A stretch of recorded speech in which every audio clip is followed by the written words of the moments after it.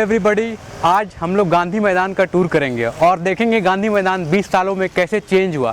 मेरे पीछे गांधी मैदान है और हम लोग पूरा गांधी मैदान आज घूमेंगे और गांधी मैदान का लाइव देखेंगे और लाइव एट गांधी मैदान कवर करेंगे। आज देखेंगे गांधी मैदान 20 साल में क्या था और अभी क्या है, क्या क्या डेवलपमेंट हुआ गांधी मैदान में कैसे अपार्टमेंट खुला और यहाँ पे क्रिकेट फुटबॉल जो होते थे वो हो रहे हैं कि नहीं। स्पोर्ट्स का इतना बड़ा मैदान पूरे हज़ारीबाग में खाली पड़ा है और हम लोग टूर करते हैं हज़ारीबाग के गांधी मैदान का।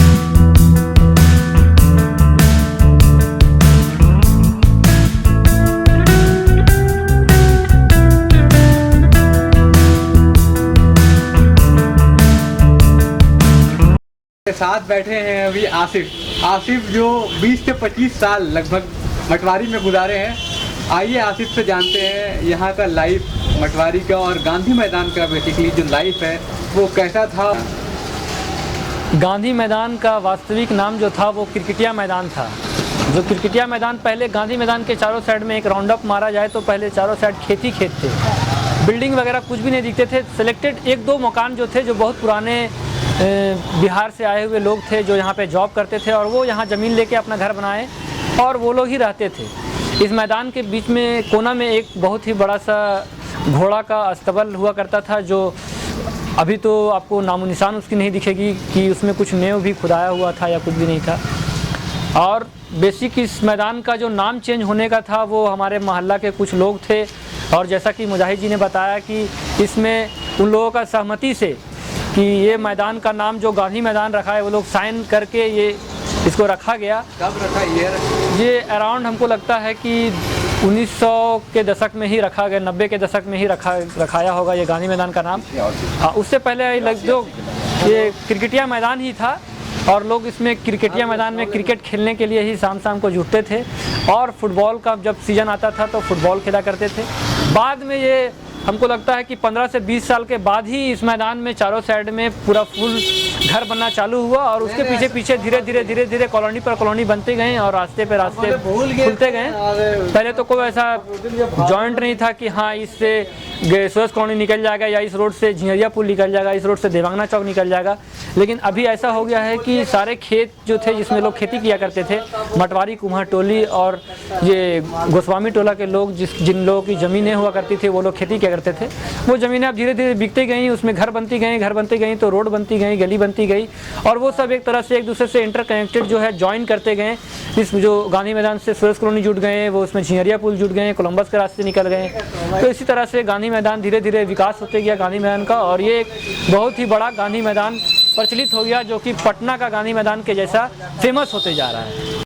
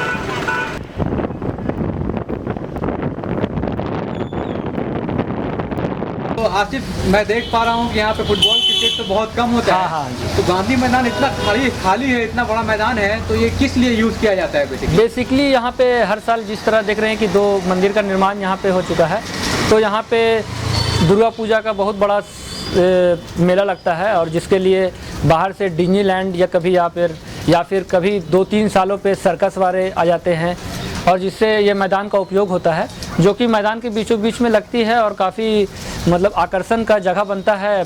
हर जगह से, शहर के किनारे एक जगह है, तो यहाँ पे आते हैं।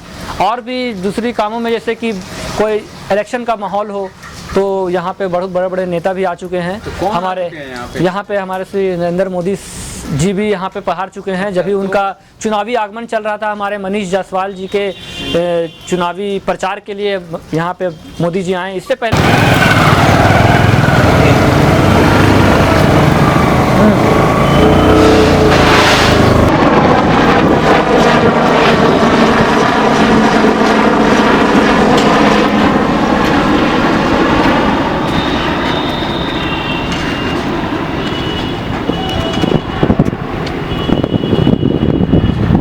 भी वाजपेयी जी आए हुए हैं, हमारे संजय दत्त जी के साथ आए हुए हैं। यहाँ पे बहुत सारे बड़े बड़े नेता लोग भी आए हुए हैं, और इस मैदान का उपयोग बेसिक तौर पे जो बोला जाए चुनाव प्रचार या फिर ये मेला वेला के लिए ही यूज़ होता है। तो ये गांधी मैदान जब हम लोग घुसते हैं, हाँ, यहाँ से एक पूरा सर्कल है। हाँ जी। तो एक सर्कल पूरा कितना किलोमीटर है? अराउंड अप्रॉक्स 1.2 के एवरेज में पकड़ता है। अगर आप बाहर चलते हैं गांधी मैदान के बाहर, जो रोड बना हुआ है, तो उसको सर्कल मारते हैं तो अप्रॉक्स 1.2 या 1.25 का किलोमीटर्स पड़ते हैं।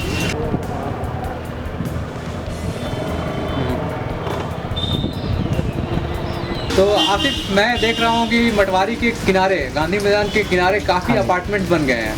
हाँ। तो आप जरा इस पर डिटेल कुछ बता पाएंगे?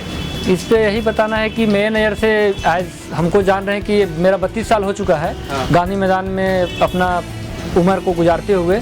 तो इन सालों में, पहले तो 5-10 सालों में मेरे कोई भी वैसा अपार्टमेंट या कोई वैसा बिल्डिंग या कोई होटल वगैरह ये सब चीज़ कुछ भी नज़र नहीं आता था।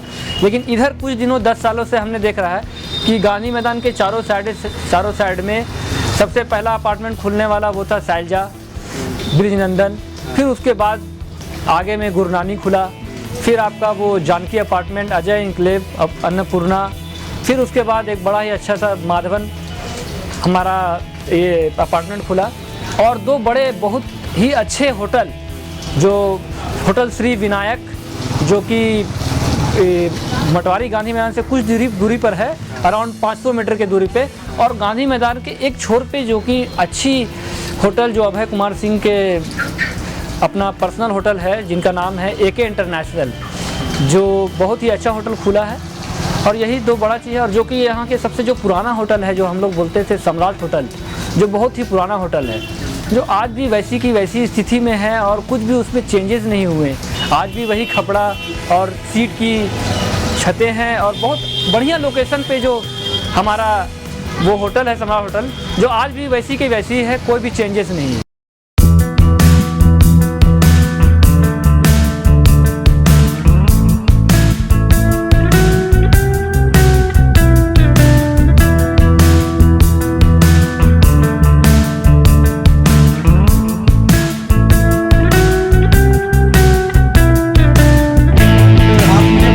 इतना बड़ा मैदान है, यहाँ पे फुटबॉल क्रिकेट होता है, मतलब प्रोफेशनल लेवल का होता है कि नहीं? नहीं, पहले तो वैसा कुछ प्रोफेशनल लेवल का होता नहीं था। पहले नॉर्मल एक टूर्नामेंट, छोटा मोटा टूर्नामेंट कराए जाते थे, मगर अब वो भी कुछ भी नहीं होता है यहाँ पे। जबकि यहाँ पे इतना बड़ा मैदान है, यूटिलाइज़ किया जा सकता था। बड़ा बड़ा तो क्रिकेट का टूर्नामेंट या फुटबॉल का कोई बड़ा सा ट्रॉफी, ये सब जो होता है, ये सब होना चाहिए।